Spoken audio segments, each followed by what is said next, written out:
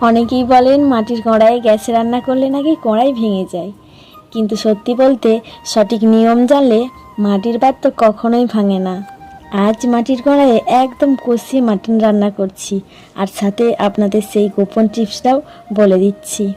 নতুন মাটির কড়াই বা হাঁড়ি কিনে নেই, কিন্তু সরাসরি গ্যাসে বসাবেন না। প্রথমে সেটাকে অন্তত 24 ঘন্টা একদম জলে ডুবিয়ে রাখতে হবে। তারপর জল থেকে তুলে শুকিয়ে নিয়ে যখন প্রথম রান্না করবেন, তখন গ্যাসের ফ্লেম একদম লোতে রাখতে হবে।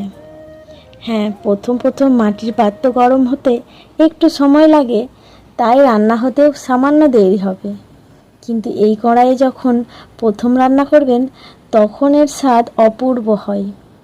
তবে হ্যাঁ, এই কড়াই যখন বেশ কিছুদিন রান্না হয়ে যাবে, তখন দেখবেন খুব তাড়াতাড়ি আর দারুণ গ্যাসে রান্না হয়ে যাচ্ছে। যেমনটা আজ আমার এই মাটনের সাথে হচ্ছে।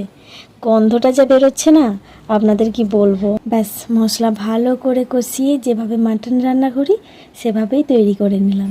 জানেন, মাটির পাত্রে রান্নার স্বাদ কিন্তু সাধারণ বাসনের চেয়ে অনেক গুণে বেশি হয়। আপনারাও এই টিপস মেনে মাটির কড়াইতে রান্না করে দেখুন, কিছুতেই ভাঙবে না। আর কোনো প্রশ্ন থাকলে কমেন্টে জানাবেন, আমি আপনাদের প্রশ্নের উত্তর দেব। আর ভিডিও ভালো লাগলে লাইক, শেয়ার, ফলো করে পাশে থাকবেন।